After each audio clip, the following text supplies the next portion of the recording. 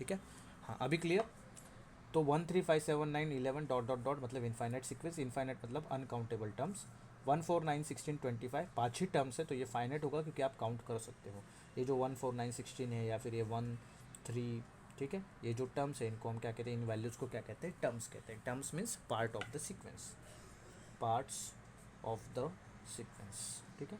और ये जो सीक्वेंस है ये रियल नंबर्स होती है, बट हमारे सिलेबस में हम सिर्फ क्या पढ़ेंगे, इंटीजर्स के बारे में पढ़ेंगे। किसके बारे में, इंटीजर्स के बारे में। तो सीक्वेंस क्या होता है, अगर आप नंबर देखो ना 1 4 9, ये क्या है, कंटिन्यूस नहीं है, कैसे डिस्क्रीट है।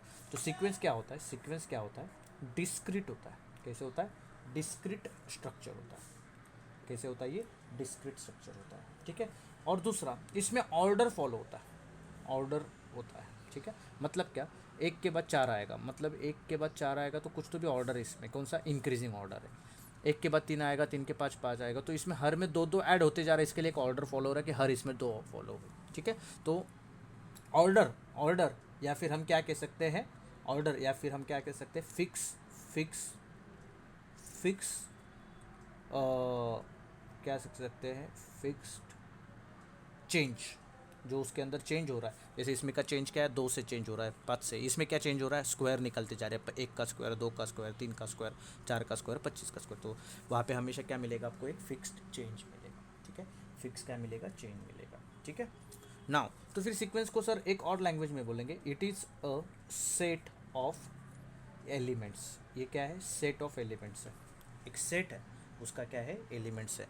और ये एलिमेंट्स है, this are in a set of elements in row. आपने रो में लिखा, ये जो हॉरिजॉन्टल होता है वो रो, वर्टिकल होता है कॉलम। तो आपने क्या किया, इसको हॉरिजॉन्टली लिखा, ठीक है। नाउ अगर मैं let a n be the term of any sequence, कोई एक सीक्वेंस है उसका मैं टर्म मानता हूँ ए एन, तो सीक्वेंस क्या रहेगा पता, ए एन, नेक्स्ट टर्म रहेगा ए एन प्लस वन, इसमें एक टर्म ज़्यादा, नेक्स्ट रहेगा a n plus two and it goes on till a k तक। के तक मतलब पता नहीं कब तक वो चलता जाएगा, ठीक है। तो यहाँ पे ए एन, अगर मैं एन का वैल्यू ज़ीरो लेता हूँ तो a zero, zero plus one is one, zero plus two is two, it goes on till some value that is n declare करो, ठीक है। नाउ यहाँ पे एक चीज़ समझना बहुत ज़्यादा ज़रूरी है, ये जो मैंने नीचे लिखा ना ये, ठीक है, इसको हम कहते हैं सुपरस्क्रिप्ट, सॉरी सबस्क्रिप्ट। क्या कहते हैं, सबस्क्रिप्ट। क्या कहते हैं इसको हम, सबस्क्रिप्ट, ठीक है। या फिर इसको हम कहेंगे लोअर इंडेक्स। क्या कहेंगे, लोअर इंडेक्स, नीचे लिखा। अगर कभी कभी नोट में लिख देना, अगर मैं ए रेस टू एक्स लिखता हूँ तो इस एक्स को हम कहते हैं सबस्क्रिप्ट। क्या कहते हैं, सॉरी सुपरस्क्रिप्ट। क्या कहते हैं, सुपरस्क्रिप्ट, ठीक। और इसको हम कहते हैं अपर, अपर इंडेक्स, ऊपर वाला इंडेक्स, ठीक है। तो सब सबस्क्रिप्ट क्या रहेगा, नीचे वाला वैल्यू। सबस्क्रिप्ट क्या रहेगा, नीचे वाला वैल्यू। अगेन इंपॉर्टेंट पार्ट, मैं स्टार मार्क करके रखता हूँ, अगेन द इम्पॉर्टेंट पार्ट, ठीक ना। तो ये आपको पता चल गया। अभी हम थोड़ा इसके आगे जाके सीक्वेंस के बारे में थोड़े दो तीन कंसेप्ट पढ़ने हैं। क्या पढ़ने, देखो हाँ जरा। अभी हम पढ़ेंगे समेशन। समेशन क्या होता है, ठीक है, समेशन, ठीक। अभी हम पढ़ेंगे समेशन। मैंने बताया था इसके पहले समेशन, लेकिन और एक बार मैं बता रहा हूँ समेशन क्या होता है, ठीक है।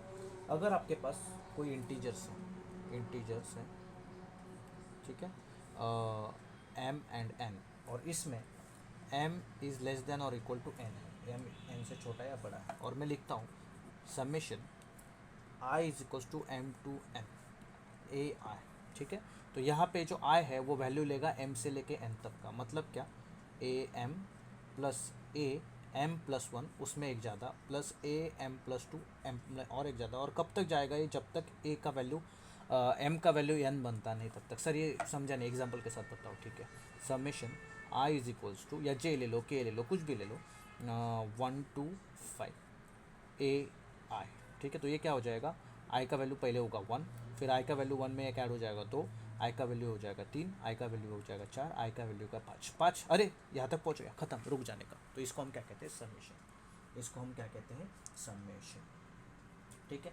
हमेशा याद रखो समेशन मतलब क्या, it is the addition of each and every term, starting से लेके लास्ट तक, ठीक। तो इसको हम समेशन कहते हैं। नाउ ये जो m है इसको हम कहेंगे lower limit of summation, lower limit, lower limit क्या हुआ,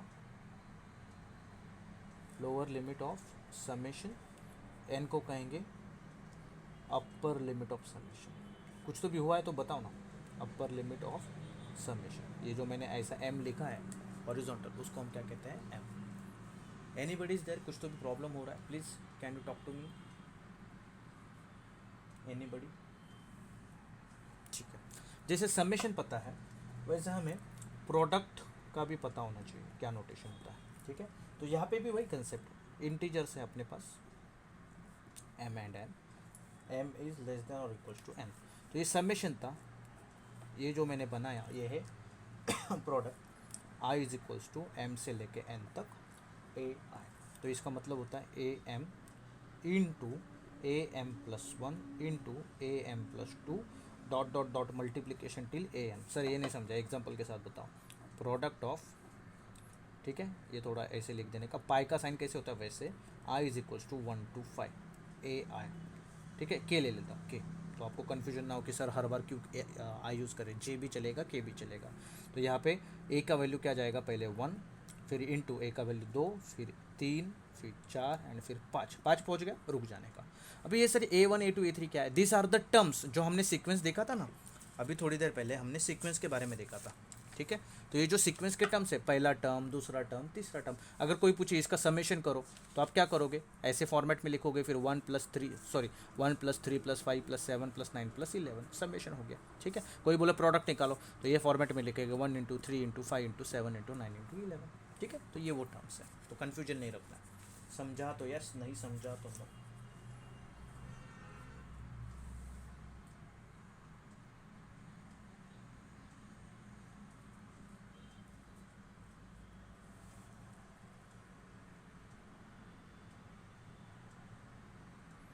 ठीक, अभी हम इसके कुछ प्रॉपर्टीज़ पढ़ेंगे, समेशन के भी एंड प्रोडक्ट के भी, ठीक है।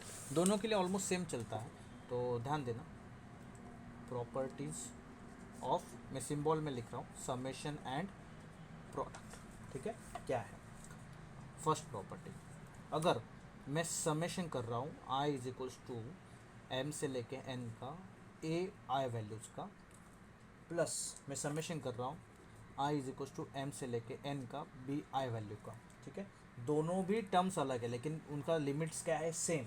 तो मैं इसको कॉमन में लिख सकता हूँ i is equals to m to n a i plus b i, ठीक है। तो ये क्या बनेगा, इसको ब्रैकेट डालना भूलना नहीं। तो ये क्या बनेगा पता है, a1 प्लस b1 का एडिशन, प्लस क्योंकि यहाँ पे 1 1 डाल दिया, नेक्स्ट a2 प्लस b2 का addition, plus goes on till an plus bn का एडिशन, ठीक है।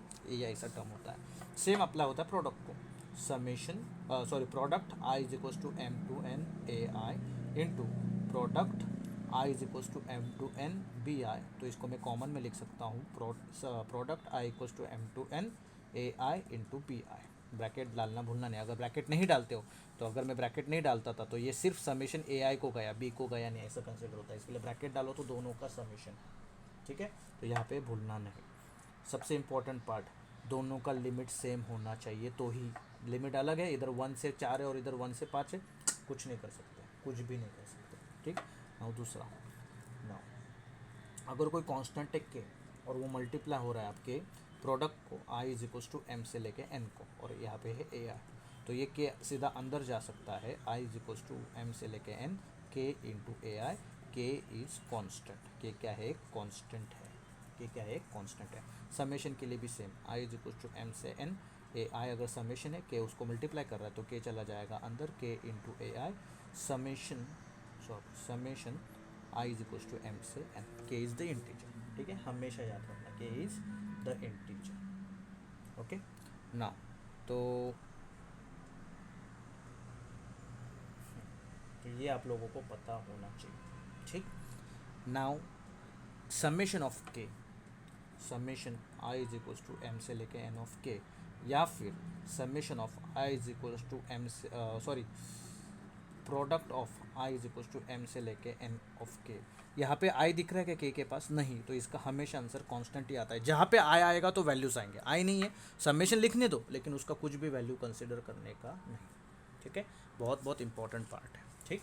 Now next is the factorial part, मैंने पढ़ाया था लेकिन फिर भी पढ़ा रहा हूँ। फैक्टोरियल मतलब क्या, तो अगर मैं n फैक्टोरियल लिखता हूँ तो हम n लिखेंगे, फिर उसमें से एक कम करेंगे n-1, फिर उसमें से और एक कम करेंगे n-1 हो जाएगा n-2, उसमें से और एक कम करेंगे n-3 and it goes on. कब तक? 1 तक। सर एग्जांपल बताओ ना। 9 फैक्टोरियल, 9 लिखूँगा, उससे एक कम हो जाएगा 8, तो 9 से 1 का या 8, फिर उसमें से 2 कम हो जाएगा, 9 में से 2 कम हो जाएगा 7, 9 में से 3 कम हो जाएगा 6, 4 कम हो जाएगा 5, 5 कम हो जाएगा 4, 6 कम हो जाएगा 3, 7 कम हो जाएगा 2, 8 कम हो जाएगा 1, और 9 में से 9 सब्ट्रैक्ट करने का नहीं, 1 तक ही जाना है। तो इसको हम क्या कहते हैं? फैक्टोरियल। ठीक है, तो हमेशा याद रखो, अगर सर मैं 9 से निकला, 8 पे गया, 7 पे गया और 6 पे जाके रुक गया, वहाँ पे फैक्टोरियल डाल दो। क्यों? क्यों? क्योंकि 6 फैक्टोरियल मतलब क्या होगा? 6 फैक्टोरियल हो जाएगा 6, 5, 4, 3, 2, 1। ठीक है, 1 फैक्टोरियल एंड 0 फैक्टोरियल का वैल्यू हमेशा क्या रहता है? 1 होता है। ठीक है, तो आप लोगों को फैक्टोरियल के वैल्यूज़ पता होने चाहिए। 9 फैक्टोरियल का वैल्यू होता है 36288 0। 10 फैक्टोरियल का वैल्यू होता है 36288, और इसको सिर्फ 10 से मल्टीप्लाई कर दो तो 00 हो जाएगा। 8 फैक्टोरियल का वैल्यू होता है 40320। 7 फैक्टोरियल होता है 5040। 6 फैक्टोरियल होता है 720। 5 फैक्टोरियल होता है 120। 4 फैक्टोरियल होता है 24। 3 फैक्टोरियल होता है 6। 2 फैक्टोरियल होता है 2। 1 फैक्टोरियल होता है 1। ठीक है, तो 2 इंटू 1 इज 2। 3 फैक्टोरियल क्या होगा? 3 2 को मल्टीप्लाई करेगा, 3 2 जा 6। 4 फैक्टोरियल क्या होगा? 4, क्योंकि 4 फैक्टोरियल को मैं ऐसे लिखूंगा 4 इंटू 3 फैक्टोरियल, तो 4 इंटू 3 फैक्टोरियल का वैल्यू कितना है? 6, तो 6 4 जा 24। 5 फैक्टोरियल क्या होगा? 5 इंटू 4 फैक्टोरियल, तो 5 इंटू 4 फैक्टोरियल 24, 5 जा 120। 6 into 120 720। 7 into 720 5040। 8 factorial 8 into 5040 is 40320। 40320 into 9 is 362880, and 10 into 362880, तो इसको एक सिर्फ जीरो क्या हो जाएगा? ऐड हो जाएगा। तो this is what is called as factorial. Important part as per your point of view, क्योंकि ये अपने काउंटिंग में भी आया था, प्रोबेबिलिटी में भी आया था, एंड ये अभी अपने सीक्वेंसेस में भी आया है, एलिमेंट्री थ्योरी में भी आया है। इट इज़ अ सीक्वेंस, ये प्रोडक्ट का सीक्वेंस है, बोलना नहीं बाबा इसको। इट इज़ अ सीक्वेंस, इसके लिए सिलेबस में आया है।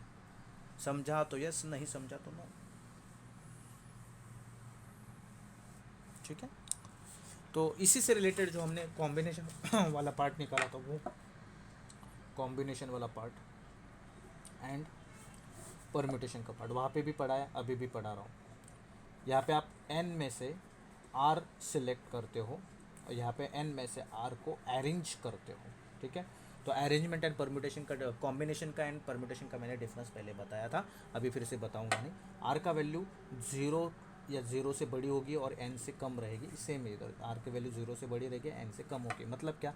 अगर मैं NCR लिखता हूँ तो इसका फॉर्मूला है n factorial upon n minus r factorial into r factorial, और मैं NPR लिखता हूँ तो ये हो जाएगा n factorial upon n minus r factorial. तो यहाँ पे मैं चीज़ों को अरेंज करता हूँ, बुक्स को अरेंज करना, बच्चों को अरेंज करना। ठीक है, यहाँ पे मैं सिलेक्ट करता हूँ 10 लोगों में से 2 को सिलेक्ट करना है, कमेटी बनानी है, क्रिकेट प्लेयर्स बनाने हैं, या फिर मुझे एक जेम्स का एक पॉट दिया, पॉट मतलब एक यूटेंसिल के अंदर जेम्स है अलग अलग कलर के, तो कोई जेम्स निकालना है, तो this is what is called as combination. आप सिर्फ सिलेक्ट करते हो, अरेंजमेंट की ओर ध्यान देते नहीं। तो अगर मैं NCR, इसके सब फॉर्मूलाज मैंने ऑलरेडी दिए, तो मैं फिर से रिपीट नहीं करूँगा, it is just wastage of your time. ठीक है, तो R का वैल्यू 0 क्यों हो सकता है, नेगेटिव क्यों नहीं? क्योंकि आप 10 लोगों में से एक भी सिलेक्ट नहीं होगा तो 0 लिखोगे, लेकिन आप क्या कह सकते हो, 10 में से मैंने एक को सिलेक्ट -1 को सिलेक्ट किया, पॉसिबल है क्या? नहीं। तो इसके लिए R का वैल्यू 0 रहेगा या 0 से बड़ा रहेगा, n से कम रहेगा। 10 लोग हैं और 10 लोगों में से 12 लोग सिलेक्ट नहीं कर सकते, तो n is always greater than R और इक्वल टू R। 10 में से 10 सिलेक्ट करो, 10 में से 9 सिलेक्ट करो, 10 में से 0 सिलेक्ट करो, 0 से कम नहीं और 10 में से ज़्यादा नहीं, तो n का वैल्यू क्या रहेगा? R से बड़ा, R का वैल्यू 0 से बड़ा। ठीक है, इतनी चीज़ें आप लोगों को पता होनी चाहिए। ठीक, ये जो सीक्वेंसेस है आप ये कंप्यूटर प्रोग्रामिंग यूज़ करके भी फाइंड आउट कर सकते हो। It is useful for your future use, जब आप C++ है उसमें। फ़िलहाल अपने को इससे कुछ प्रैक्टिकल से लेना देना नहीं। ठीक, नाउ सीक्वेंस के बाद हमारा नेक्स्ट पार्ट है, that is your mathematical induction. क्या है? Mathematical induction. अभी ये तो हमने बहुत बार 11-12 में पढ़ा है। ठीक है, मैथमेटिकल इंडक्शन। ठीक, क्या होता है ये मैथमेटिकल इंडक्शन? क्या होता है?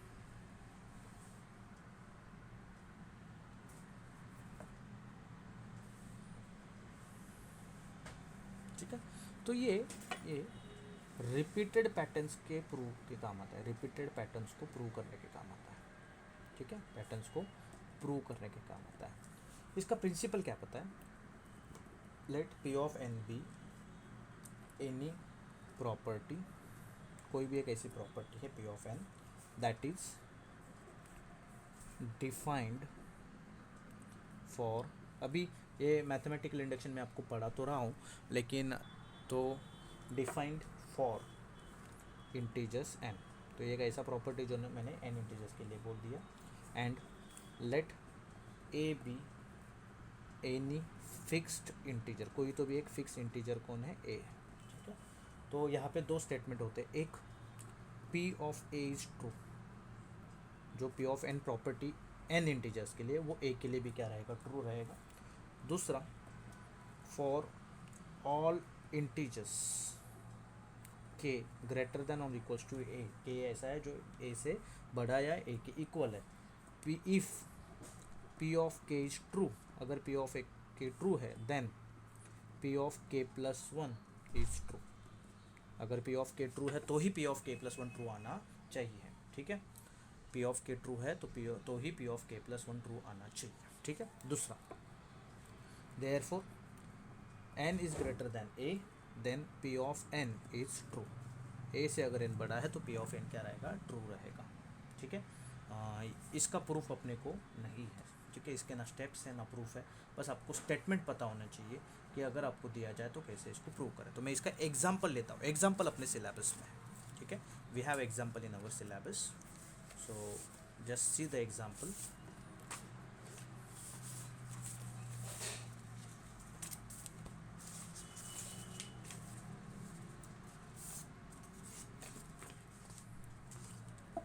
Question: use the mathematical induction to prove that, हमें क्या प्रूव करना है, 1 + 2 + 3 डॉट डॉट डॉट n तक, मतलब नेचुरल नंबर्स का एडिशन ये होता है n इंटू n प्लस 1/2, ठीक है, फॉर ऑल इंटीजर्स, ठीक है, for all n greater than equals to 1, n का वैल्यू 1 से बड़ा होना चाहिए क्योंकि this is the natural numbers. तो मैं यहाँ पे क्या लिख रहा हूँ, याद रखना, sum of natural numbers n is n into n plus 1/2, exam के लिए इम्पॉर्टेंट है, पढ़ के रखना, ठीक है, प्रूफ नहीं आएगा बट ये पार्ट अपने एग्ज़ाम के लिए इम्पॉर्टेंट है। नाउ इसमें अभी पहला स्टेप क्या है, फर्स्ट स्टेप, ठीक है, the given statement is true for n is equals to 1, n is equals to 1 के लिए क्या है, ट्रू होना चाहिए, ठीक है। मतलब क्या, अभी मैं लेफ्ट हैंड साइड से सिर्फ एक वैल्यू ले रहा हूँ 1, तो राइट हैंड साइड पे भी 1 आना चाहिए। राइट हैंड साइड पे कौन है, n इंटू n प्लस 1/2, तो इसमें एक 1 इंटू 1 प्लस 1/2, तो ये हो जाएगा 1 इंटू 2/2, 2 कैंसिल, तो ये भी आ गया 1, ये भी क्या आ गया 1। तो यहाँ पे हमने क्या प्रूव कर दिया, देयरफॉर LHS इक्वल्स टू क्या आ गया, RHS। तो हम लिखेंगे therefore given statement is true for n is equals to 1, ये हमने प्रूव कर दिया, ठीक है। मैंने मैथमेटिकल इंडक्शन का ये लिखा था स्टेप अभी, ठीक, क्या लिखा था, p of a is true, a भी एनी फिक्स इंटीजर, तो मैंने यहाँ पे a क्या ले लिया, 1 ले लिया, ठीक है, तो p of 1 is true prove हो गया, ठीक है। अभी अगर p ऑफ 1 ट्रू है तो अभी मुझे k के लिए प्रूव करना है, ठीक है, अभी मुझे किसके लिए प्रूव करना है, k के लिए, हमें यहाँ पे to prove given statement. Now second, let it is, मतलब given statement is true for n is equals to k, ठीक है, चलेगा। हम क्या करेंगे अभी, 1 + 2 + 3 dot dot dot, small n की जगह पे क्या यूज़ करेंगे, k यूज़ करेंगे, तो आपका फॉर्मूला क्या बनेगा, k into k plus 1 divide by 2, ये फॉर्मूला बनेगा, ठीक है। ये हमने एज्यूम किया है, याद रखना, ये क्या किया है, एज्यूम किया। अगर ये ट्रू है तो k प्लस 1 के लिए भी ट्रू होना चाहिए। तो अभी मैं क्या लिखता हूँ, third step, let it is true for n is equals to k plus one, वो के प्लस वन के लिए भी क्या होना चाहिए, ट्रू होना चाहिए। तो अभी आपका सीक्वेंस क्या आएगा, 1 plus 2 plus 3 plus dot dot dot, पहले के आएगा और के में एक और टर्म ऐड हो जाएगा, दैट इज़ के प्लस वन। तो ये के प्लस वन क्या है, खुद एक अलग टर्म है। जैसे कि के का वैल्यू 10 है तो के प्लस वन क्या रहेगा 11, जो कि के बाद ही आएगा, ठीक है। और यहाँ पे जब मैं फॉर्मूला में वैल्यू डालूंगा एन की जगह पे क्या आएगा, k plus one in bracket, n की जगह पे आएगा k plus one Morya Morya Mangalmurti. ठीक। तो k into k plus one divide by two, तो ये क्या हो जाएगा, k plus one into k plus one हो जाएगा k plus two divide by two, बराबर बराबर, ठीक है ना। अभी यहाँ पे ध्यान देना, अभी मैं क्या कर रहा हूँ, अभी जो मेरा 1 plus 2 plus 3 dot dot dot के है वो तो ऑलरेडी मेरे पास है, तो मैं इसको नंबर दे देता हूँ 1, और इस 1 को यहाँ पे मैं सब्सटीट्यूट करता हूँ, तो उसका वैल्यू क्या हो जाएगा, उस पूरे पार्ट का हो जाएगा के into k plus one divide by two. तो ये पूरा पार्ट क्या था, 1 2 3 से लेके के तक, तो उसका मैंने वैल्यू क्या ले लिया, जो मैंने ऑलरेडी लिखा था के into k plus one upon to. तो इसके बाद क्या ऐड हो जाएगा, इसके पास सिर्फ है k plus one, and it is equals to, मुझे प्रूव करना पड़ेगा अभी रिमेनिंग टर्म, ठीक है, कोई दिक्कत नहीं। तो मैंने सिर्फ एल एच एस ले लिया, मैंने क्या ले लिया, एल एच एस क्या ले लिया, 1 प्लस 2 प्लस 3 से लेके के तक, फिर उसमें क्या ऐड था, के प्लस वन, क्या ऐड था, के प्लस वन, और यहाँ पे मैंने इस पूरे पार्ट को सब्स्टिट्यूट कर दिया के इंटू के प्लस वन, ठीक ना। डिवाइड बाय वन है, cross multiply, k into k plus one into one, तो ये रहेगा k into k plus one plus k plus one into two, that is 2 into k plus one divide by 2 into one is 2। दोनों में से के plus one common आएगा, तो अंदर क्या बचेगा, इधर के और उधर दो डिवाइड बाई दो। क्या ये आपके आर एच एस के बराबर है, देखो मैंने ये वाला ले लिया था लेफ्ट हैंड साइड, ये आर एच एस के बराबर आ गया, ठीक है। तो L H S equals to क्या आ गया, आर एच एस आ गया। तो ये इसके लिए मैं लिख सकता हूँ therefore 1 plus 2 plus 3 dot dot n is nothing but equals to n into n plus one upon two is prove. Mathematical induction से मैंने क्या कर दिया, इसको प्रूव कर दिया। समझा तो यस, नहीं समझा तो नो। और एक एग्जांपल लेने की कोशिश करता हूँ, डोंट वरी, देखता हूँ मैं एग्जांपल अपने पास अवेलेबल है क्या, तो मैं और एक एग्जांपल लेने की कोशिश करता हूँ।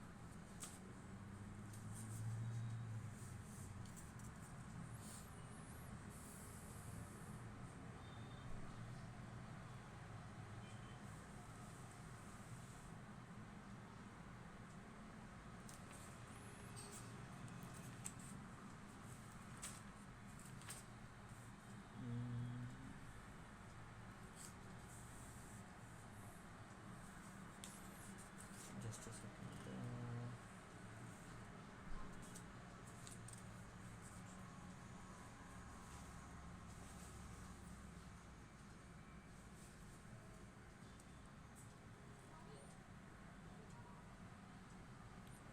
यस मिल गया, क्वेश्चन मिल गया, ठीक है ना। Question is for all integers n greater than 1 plus sorry 2 plus 4 plus 6 plus dot dot dot 2 times of n is nothing but n square plus n, ठीक है। तो अभी मैं क्या करूँगा, फर्स्ट स्टेप टू प्रूव, ठीक, to prove n is equals to, n का value 1 या 1 से ज़्यादा है, ठीक है। तो to prove n is equals to 1 is true, तो मैं क्या करूँगा, अभी पहला वाला टर्म यूज़ करूँगा n इक्वल्स टू 1, ठीक है। तो लेफ्ट हैंड साइड में क्या मिलेगा मुझे, सिर्फ यहाँ पे 2 है, 2 ही मिलेगा। राइट हैंड साइड में क्या मिलेगा, ये n इक्वल्स टू 1 मतलब फर्स्ट टर्म, ठीक है। तो 1 का स्क्वायर प्लस 1 का स्क्वायर होता है 1 इक्वल्स टू 1, तो L H S equals to क्या आ गया, 1 प्लस 1 कितना है 2, तो L H S equals to क्या आ गया, आर एच एस हो गया, प्रूव प्रूव हो गया, ठीक है। सेकेंड, तो यहाँ पे लिखना है therefore it is true for n equals to 1. Now let it is true, हम assume कर रहे हैं let it is true for n is equals to k। तो यहाँ पे क्या आएगा, 2 plus 4 plus 6 plus dot dot dot n की जगह पे आएगा 2k is equals to k का स्क्वायर प्लस k। यहाँ तक हम आ गए, इसमें कुछ नहीं करना, इतना ही करना, ठीक है। फिर अभी मैं थर्ड स्टेप लिख रहा हूँ। Now let's assume it is true for n is equals to k plus 1। तो मैंने यहाँ पे क्या लिखा था, 2 plus 4 plus 6 plus dot dot dot 2 times of n था तो 2 times of k plus 1 is equals to क्या आ रहा है n स्क्वायर प्लस n, तो ये हो जाएगा k प्लस 1 का स्क्वायर प्लस k प्लस 1, ठीक है, ये अपने को मिलेगा k प्लस 1 का स्क्वायर प्लस k प्लस 1, ठीक है, कोई दिक्कत नहीं। अभी मुझे एक चीज़ पता चल रही है कि मुझे इसको थोड़ा सॉल्व करना पड़ेगा, that is left hand side के लेके, left hand side equals 2 plus 4 plus 6 dot dot dot 2k plus 1, ठीक है। तो अभी मैं क्या लिख रहा हूँ देखो, 2 plus 4 plus 6 plus dot dot dot 2 into के इज 2k, 2 इंटू 1 इज 2। ये जो पार्ट है ना, ये वाला पार्ट है, ये ऑलरेडी मैंने इधर लिखा है देखो, 2 प्लस 4 प्लस 6 प्लस 2k कितना है k स्क्वायर प्लस k। तो मैं इसको क्या लिखूँगा अभी इस पूरे पार्ट को, k square plus k plus 2 बराबर, ये आ गया मेरा LHS। अभी मैं RHS लिखता हूँ, क्या है इसका RHS, k प्लस 1 का square plus k plus 1, k plus 1 का स्क्वायर a प्लस b का square a square plus 2 times of a b, तो 2 into k that is 2k plus 1 का square is 1 plus k plus 1, यही आएगा। Now k square plus 2k plus 1k 3k plus 1 plus 1 2, अरे ये तो अलग अलग आ गया, क्या आ गया, ये पूरा का पूरा क्या आ गया, अलग आ गया। कुछ हमने गड़बड़ की है क्या, कुछ हमने गड़बड़ किया, देखो जरा ध्यान दो, नहीं गड़बड़ तो नहीं किया, फिर अलग कैसे आ गया,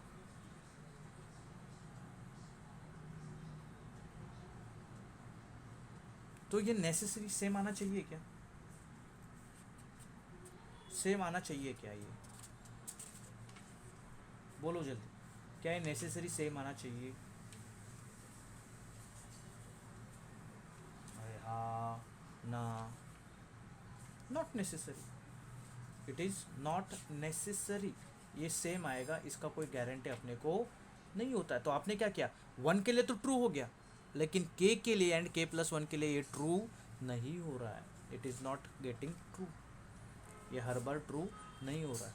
मतलब क्या, मुझे बोलना क्या है, ठीक है, अगर n का वैल्यू मैं कुछ भी लेता हूँ k, तो k पे देखो एक बार मुझे वेरीफाई करने दो, 2 प्लस 4 प्लस 6 प्लस 2 इंटू के, ठीक है 2k, ना यहाँ पे आएगा k का स्क्वायर प्लस k, सही है, क्योंकि 1 के लिए वेरीफाइड है तो इसके लिए होना तो चाहिए, लेकिन देखते हैं, 2 plus 4 plus 6 plus dot dot dot plus 2k, ठीक है, k स्क्वायर प्लस k, फिर यहाँ पे मैंने k प्लस 1 डाला तो 2k प्लस 2 हो जाएगा, उसकी जगह पे क्या आएगा, ये k स्क्वायर प्लस k आ जाएगा।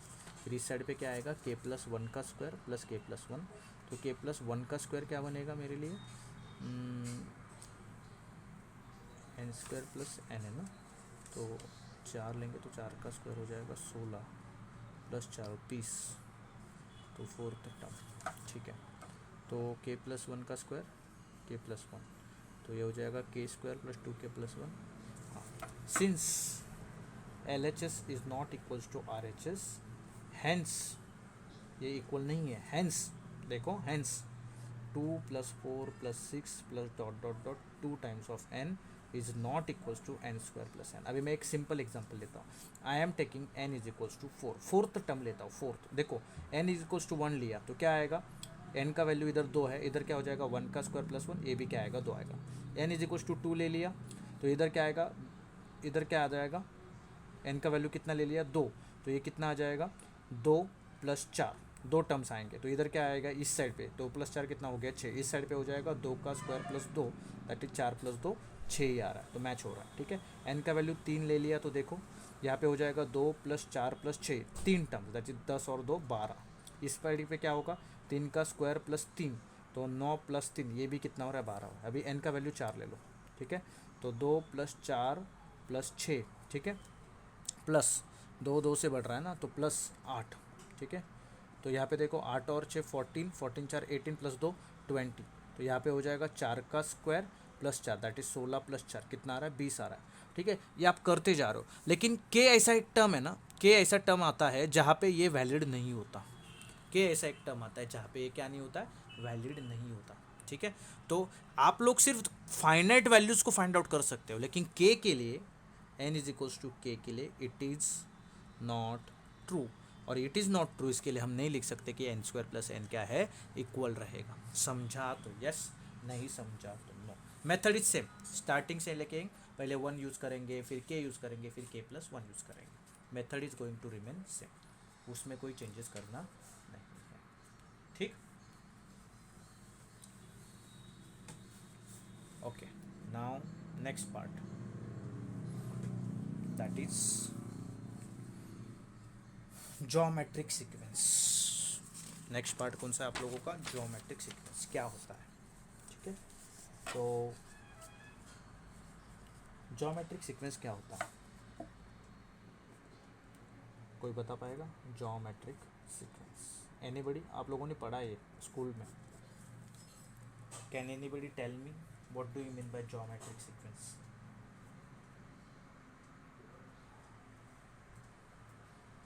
जल्दी,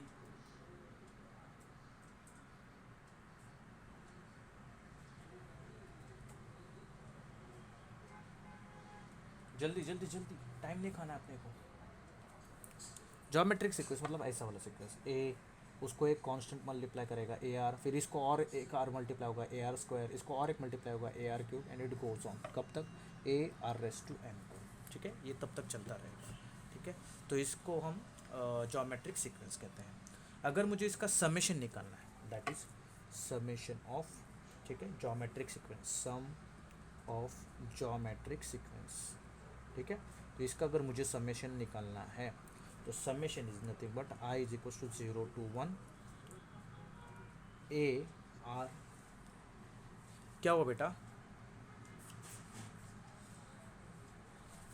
अभी सर देखो, अभी एक ज्योमेट्रिक सीक्वेंस अपने को पढ़ना है, उसके बाद आपको देखना है, जस्ट अ सेकेंड,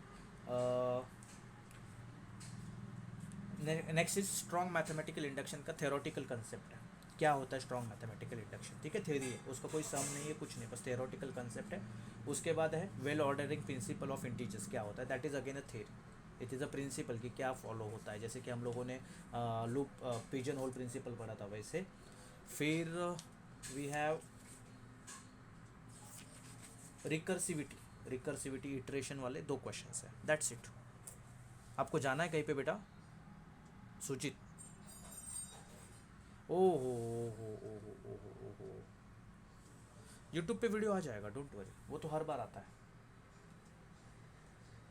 जब तक चालू है तब तक बैठो, ठीक है, जब तक चालू है तब तक बैठो। ठीक है, मतलब एक 20 मिनट का पार्ट रहेगा, ये मैं बोल सकता हूँ। कितने मिनट्स का? ठीक है, 20-25 मिनट का पार्ट्स, 25 भी बहुत ज़्यादा हो जाएगा, 20 मिनट का। तो समेशन क्या हो जाएगा? ए आर रेस टू आई। ठीक है, और ये जो एडिशन आता है ये हमेशा याद रहता है, r raise to n plus one. ठीक है, a into r raise to n plus one upon r -1 हमेशा हमेशा याद रखना। आई का वैल्यू 0, अभी आई का वैल्यू 0 मतलब क्या? ए इंटू आर रेस टू 0, तो ये हो जाएगा सिर्फ ए, आर रेस टू 0 इज़ 1। फिर आई का वैल्यू 1 हो जाएगा। ठीक है, ये मैंने एन लिखना है, मैंने आई का वैल्यू 1 हो जाएगा, a into r raise to 1 is a r. तो ये क्या होते जाएगा? A plus a r square. ये कब तक? जब तक a raise to r raise to n है। तो इसका एडिशन क्या होता है? A into r raise to n plus 1 upon r -1 ये क्या है? इसका समेशन। क्या होता है? ये इसका ज्योमेट्रिक सीक्वेंस का समेशन होता है। ठीक है, हमेशा याद रखो। ठीक सर, एक आध 2 एग्जांपल ज्योमेट्रिक सीक्वेंस का बता दो ना। तो एग्जांपल है आपके पास 4, 8, ठीक है, 12, 16, ठीक है, and it goes on till 200 suppose. ठीक है, तो 4 से डबल 8। ठीक है, 4 को मल्टीप्लाई किया कितने? 2 ने, तो 8 हुआ। ठीक, फिर 4 से, हाँ इनमें डबल हो गया, 4 से 8, फिर इनमें ट्रिपल हो गया, फिर इनमें 4 टाइम्स बढ़ गया, फिर इनमें 5 टाइम बढ़ेगा, ऐसे करते करते वो बढ़ता है। ठीक है, दूसरा सीक्वेंस है 5, 10, 15, 20 and it goes on till 500। ठीक है, टिल 500। तो मतलब जो भी आप लोगों के क्या रहते हैं उसको टेबल्स है, they all come in this table, जितने भी वो सब इसमें आ जाते हैं। ठीक है, फिर इसके अलावा स्क्वायर्स होते हैं, 3 का स्क्वायर, 3 का क्यूब, क्योंकि ये हर बार 3 मल्टीप्लाई होता है, 3 इंटू 3, 3 का स्क्वायर, 3 का स्क्वायर इंटू 3, 3 का क्यूब, 3 का फोर्थ, एंड ये गोज ऑन कब तक? 3 तक, जब तक आपको जो वैल्यू निकालना तब तक। ठीक है, तो this are the examples of geometric sequence. आपको एग्जाम में ये बहुत इंपॉर्टेंट पार्ट है, एग्जाम में बहुत इंपॉर्टेंट पार्ट है ज्योमेट्रिक सीक्वेंस का। ठीक है ना, अगर मैं आपको कुछ क्वेश्चन देता हूँ, एक क्वेश्चन दे देता हूँ रैंडमली। ठीक है, एक रैंडमली ऐसा क्वेश्चन दे देता हूँ। Question is 2 raised to 2n - 1 divisible by 3। Divisible by 3, क्या ये 3 से डिवाइडेड है? ठीक है, अगर एक क्वेश्चन देता हो and n is greater than equal to 0, तो कैसे प्रूव करेंगे? कुछ नहीं, n का वैल्यू 0 ले लो, n का वैल्यू 0 लो, तो ये हो जाएगा 2 प्लस 2 इंटू 0 इज 0 माइनस 1, तो ये हो जाएगा 2 माइनस 1, तो आंसर क्या आएगा 1। 1 इज डिविजिबल बाई 3 नहीं, n का वैल्यू 1 ले लो, 2 raise to 2 into 1 is 2 that is 4 minus 1, 2 into 1 that is 2 minus 1, 2 का स्क्वायर इज 4 माइनस 1 3, क्या 3 से डिविजिबल है s। n का वैल्यू 2 ले लो, 2 रेस टू 3 टू ज़ा सॉरी 2 टू ज़ा 4 माइनस 1, 2 का फोर्थ पावर कितना होता है 16 माइनस 1, तो ये हो जाएगा 15, क्या 15 3 से डिविजिबल s। आपको कन्फर्मेशन के लिए और एक वैल्यू ले लो, n raise to 3, 2 raise to 3 to ज़ा 6 माइनस 1, तो 2 का फोर्थ पावर कितना है 16, 2 का फिफ्थ पावर हो जाएगा 32, 2 का सिक्स पावर हो जाएगा 64, ठीक है, कितना हो जाएगा 64 माइनस 1, तो ये हो जाएगा 63, क्या 63 से डिविजिबल s। तो यहाँ पे 2 raise to 2n minus 1 is divisible by 3, yes, answer क्या आएगा यस, बट कंडीशन है n is greater than equal to 1 होगा, क्योंकि 0 रहेगा काम खत्म है आपका, 1 से लेके आगे जाओगे तो वो डिविजिबल बाय क्या रहेगा 3 रहेगा, ठीक है। तो ऐसे भी क्वेश्चन एग्जाम में देखने को मिल सकते हैं, ऐसे भी क्वेश्चन एग्जाम में देखने को मिल सकते हैं, ठीक। नाउ अभी हम कंसेप्ट पढ़ेंगे, थ्योरेटिकल कंसेप्ट है कि strong mathematical induction. Mathematical induction तो हमने देखा कि कोई भी प्रॉपर्टीज़ है, जैसे इंटीजर्स का है लेस देन 1 होना चाहिए या फिर सम ऑफ इवन नंबर्स ये आना चाहिए, ऐसे जो प्रॉपर्टीज़ है वो हमने मैथमेटिकल इंडक्शन से प्रूव किए। लेकिन अगर आपको बोला जाए कि स्ट्रॉन्ग मैथमेटिकल इंडक्शन क्या होता है, स्ट्रॉन्ग मैथमेटिकल इंडक्शन क्या होता है, तो क्या रहेगा, कोई बता पाएगा? Just a guess, strong mathematical induction.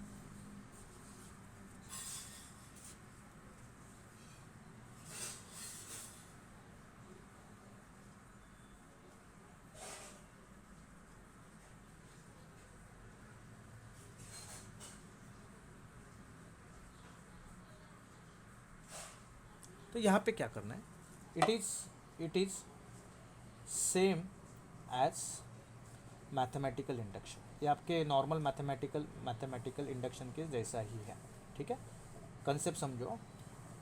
But strong क्यों होता है, but it is strong why, तो आप जब लिखते हो स्टेटमेंट में it is true for 1 normal में, तो यहाँ पे आप क्या लिखते हो, it is true for 1 2 3 you know, तो डॉट डॉट डॉट मतलब सम वैल्यूज ऑफ n के लिए। पहले आप सिर्फ एक ही वैल्यूज़ के लिए लिखते थे नॉर्मल, इसमें आप स्ट्रॉन्ग में क्या करते हो, 1 2 3 4 वैल्यूज़ के लिए प्रूव करते हो कि हाँ it is true for 2 3 values, पहला चीज़, ठीक है। नाउ दूसरा, वहाँ पे आप क्या लिखते हो, इट इज़ ट्रू फॉर, ठीक है, n is equals to k, ठीक है, ये लिखते हो। लेकिन यहाँ पे आप क्या करते हो, n is equals to k मतलब आप यहाँ पे k plus 1 k plus 2 k plus 3 ऐसे अलग अलग वैल्यूज़ के लिए क्या करते हो, आप प्रूव करते हो, तो some values of k also, some values of k। तो आपने एक की जगह सिर्फ n इक्वल्स टू 1 प्रूव कर दिया, फिर n equals to k prove कर दिया, n equals to k plus 1 prove कर दिया, 3 चीज़ों में आपने क्या बोल दिया, हाँ ये प्रॉपर्टी प्रूव है। तो इसको स्ट्रॉन्ग करने के लिए आप क्या देते हो, और एविडेंस देते हो कि हाँ ये n इक्वल्स टू 2 के लिए भी ट्रू है, n इक्वल्स टू 3 के लिए भी ट्रू है, हाँ ये n equals to k plus 2 के लिए भी ट्रू है, n equals to k plus 3 के लिए भी ट्रू है। तो आपका जो एविडेंस बन जाता है, आपका प्रूफ बन जाता है, स्ट्रॉन्ग बन जाता है। इसके लिए इसका नाम क्या है, स्ट्रॉन्ग मैथमेटिकल इंडक्शन, इसका नाम क्या है, स्ट्रॉन्ग मैथमेटिकल इंडक्शन। तो आपके टर्म्स में गिव मी अ सेकेंड,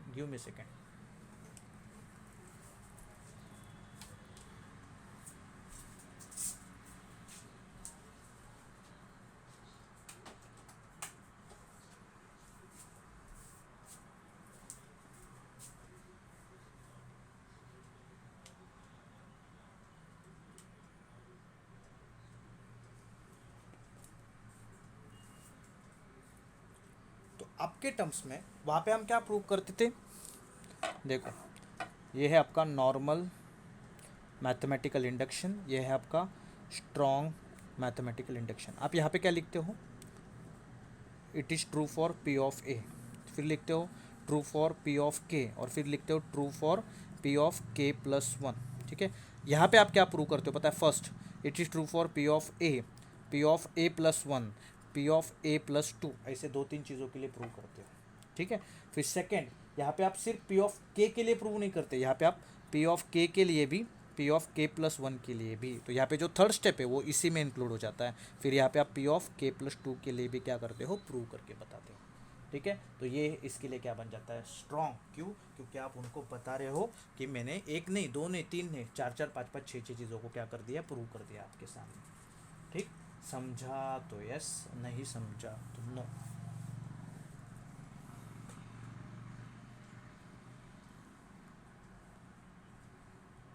तो स्ट्रॉन्ग क्यों कहते हैं? Because of this reason. ये आप लोगों को पता होना चाहिए। ठीक, now last, second last part recursive के पहले, that is well ordering principle of integers. क्या है? Well ordering principle of integers. Logic लगाओ, क्या हो सकता है?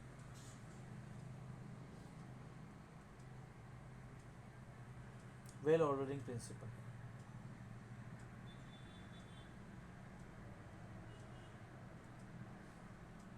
वेल ऑर्डरिंग प्रिंसिपल मतलब क्या?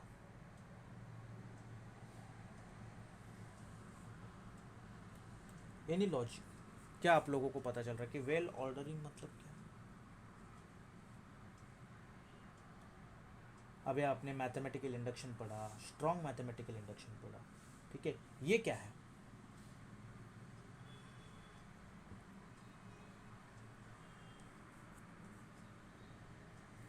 तो हम लोगों ने पहले पढ़ा नॉर्मल मैथमेटिकल इंडक्शन, ये भी एक प्रिंसिपल है, ये भी एक क्या है, प्रिंसिपल है। सेकंड पढ़ा आपने स्ट्रॉन्ग मैथमेटिकल इंडक्शन प्रिंसिपल, ये भी एक प्रिंसिपल है। और अभी ये जो थर्ड है, ये है आपका वेल ऑर्डरिंग प्रिंसिपल। ठीक है, ये जो तीनों की तीनों है ना, ये तीनों की तीनों, this three are equivalent, not equal but this three are equivalent, एक जैसे है दिखने के लिए। दिखने के लिए क्या है? तीनों की तीनों एक जैसे है। नॉर्मल तो पता चला, पी ऑफ ए प्रूव होना चाहिए, पी ऑफ के चाहिए, P of k plus one चाहिए। स्ट्रॉन्ग में क्या चाहिए? P of A plus one, मतलब वन के लिए प्रूव है, टू के लिए, थ्री के लिए भी, फिर के लिए के प्लस वन, के प्लस टू के लिए, ये हमें पता है। वेल ऑर्डरिंग प्रिंसिपल क्या होता है? तो यहाँ पे यू हैव सेट एस, और ये जो सेट रहेगा ये क्या कंटेन करेगा पता है? इंटीजर्स। क्या कंटेन करेगा? इंटीजर्स। ठीक है, कितने? वन और मोर इंटीजर्स, एक या एक से ज़्यादा इंटीजर्स रहेंगे जो कि ग्रेटर रहेंगे, ग्रेटर देन फिक्स्ड इंटीजर। कोई एक फिक्स इंटीजर से क्या रहेंगे? ये बड़े रहेंगे। ठीक है, एंड फिर आप इसके बाद अपना मैथमेटिकल इंडक्शन को क्या करोगे? प्रूव करोगे। फिर इसके बाद आप किसको प्रूव करोगे? अपने मैथमेटिकल इंडक्शन को क्या करोगे? प्रूव करोगे। ठीक है, नाउ फिर मैथमेटिकल इंडक्शन मतलब नॉर्मल वाला, नॉर्मल मैथमेटिकल इंडक्शन को प्रूव करोगे। ठीक है, तो इसके पहले क्या था? ये नहीं था, अब डायरेक्टली क्वेश्चन था मैथमेटिकल इंडक्शन प्रूव करते था। अभी इसमें आपने क्या ला लिया? सम इंटीजर्स, एक या एक से ज़्यादा। जैसे कि यहाँ पे जैसे फिक्स इंटीजर हम क्या लेते थे, यहाँ पे फिक्स्ड इंटीजर क्या रहता है? मोस्टली ए रहता है। क्या रहता है? ए। तो यहाँ पे जो हम इंटीजर्स लेंगे वो क्या रहेंगे? ए से बड़े इंटीजर्स लेंगे, ए से बड़े। ठीक है, ग्रेटर इंटीजर्स लेंगे। ठीक है, तो फिर उन इंटीजर का एक सेट यूज़ करेंगे और उस सेट से हम मैथमेटिकल इंडक्शन को क्या करेंगे? प्रूव करने की कोशिश करेंगे। यहाँ पे एक अपने ऑर्डर बना दिया, पहले इंटीजर्स लो, फिर मैथमेटिकल इंडक्शन अप्लाई करो। That is why it is called as well ordering principle. ठीक है, इसमें मैथमेटिकल इंडक्शन ही काम आएगा, इसमें मैथमेटिकल इंडक्शन ही काम आएगा, याद रखना। ठीक है, बस आपने इंटीजर पहले ले लिया, इसके लिए इसका नाम है वेल ऑर्डरिंग प्रिंसिपल। ये तीनों के तीनों इक्विवेलेंट ही होते हैं, इनका काम एक ही है। जो आपने नॉर्मल में किया वही स्ट्रॉन्ग में करोगे, वही वेल में करोगे, बस स्टेप्स अलग है। इसमें आप ज़्यादा करोगे, इसमें क्या करोगे? पहले इंटीजर्स का सेट बनाओगे, दैट्स इट। ठीक, नाउ यहाँ पे आपको है डिवीजन अलगोरिथम। एक है डिवीजन अलगोरिथम। क्या होता है पता है? ये कुछ नहीं है, ये आपका क्वेश्चन रिमाइंडर थ्योरम है, पढ़ा था ना। जिसको डिवाइड कर रहे हो वो, जिससे डिवाइड कर रहे हो इनटू क्वेश्चन प्लस रिमाइंडर, खत्म। ये है आपका ये आपका डिवीजन अलगोरिथम। ये क्या है? आपका डिवीजन अलगोरिथम। यहाँ पे हमेशा याद रखना, जो रिमाइंडर होता है वो एक तो आपके डिवाइजर से छोटा रहेगा या इक्वल रहेगा, एंड ज़ीरो से बड़ा रहेगा या ज़ीरो के इक्वल रहेगा। नेगेटिव आता नहीं, कभी भी नेगेटिव आता नहीं, हमेशा याद रखो। ठीक, नाउ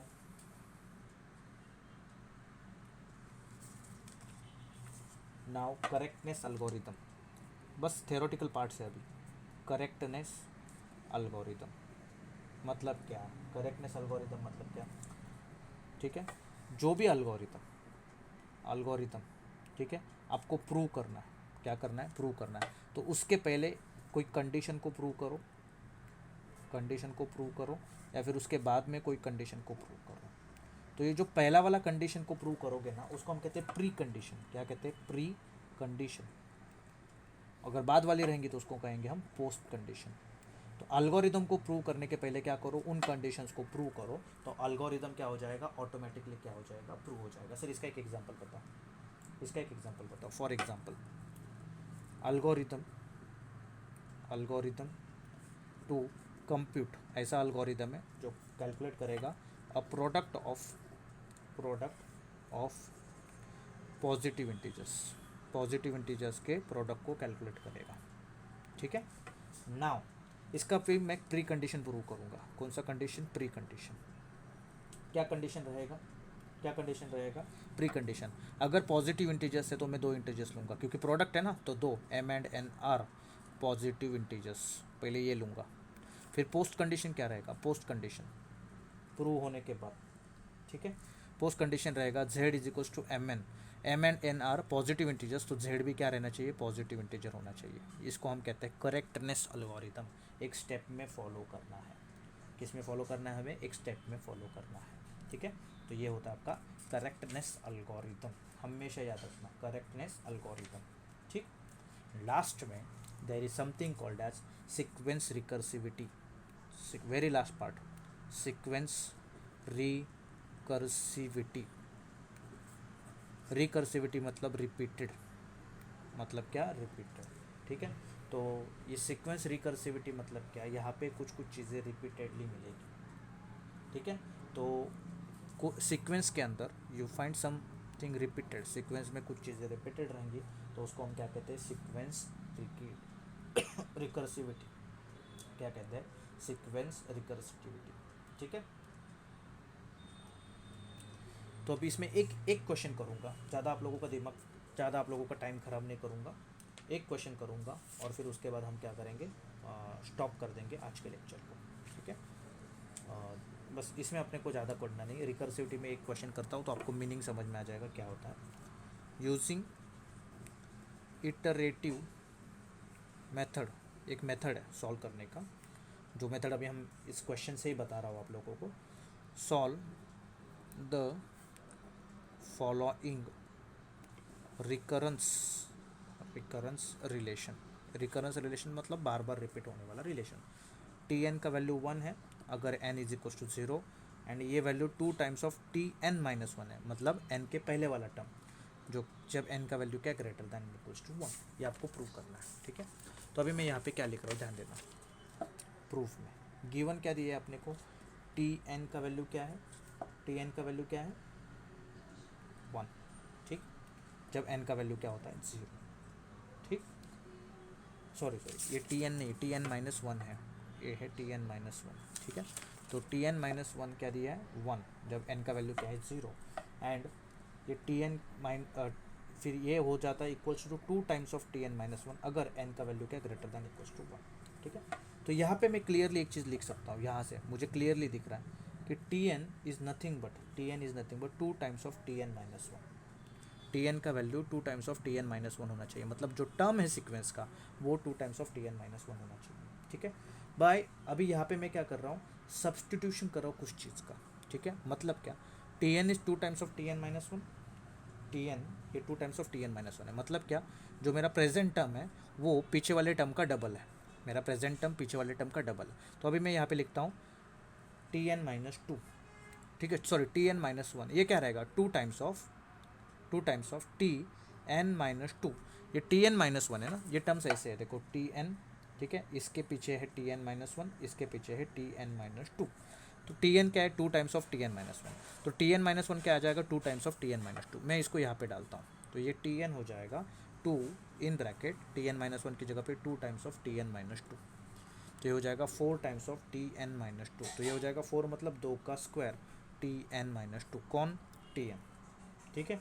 ऐसे ही अगर मैं करता जाऊँ तो ये कभी हो जाएगा 2 का cube t n minus 3 equal to ये हो जाएगा 2 का fourth power t n minus 4। ऐसे अगर मैं करता जाऊँ तो ये हो जाएगा 2 टी एन माइनस आई। जो यहाँ पे पावर है वही यहाँ पे आएगा, जो यहाँ पे पावर है वही यहाँ पे आएगा। ठीक है, तो मैं इसको जनरलाइज करूँगा for i is equals to n, t n is equals to 2 times of n, t i का वैल्यू एन रहेगा तो एन माइनस एन जो कि हो जाएगा 0। ठीक है, तो ये हो जाएगा 2 टी का वैल्यू 0, एन का वैल्यू जब रहेगा, एन का वैल्यू क्या रहेगा 0, तो टी एन माइनस 1 क्या रहेगा 1, तो ये हो जाएगा 1। ठीक है, क्योंकि T zero is nothing but 1, तो यहाँ पे टी एन बन जाएगा 2 टाइम्स ऑफ एन।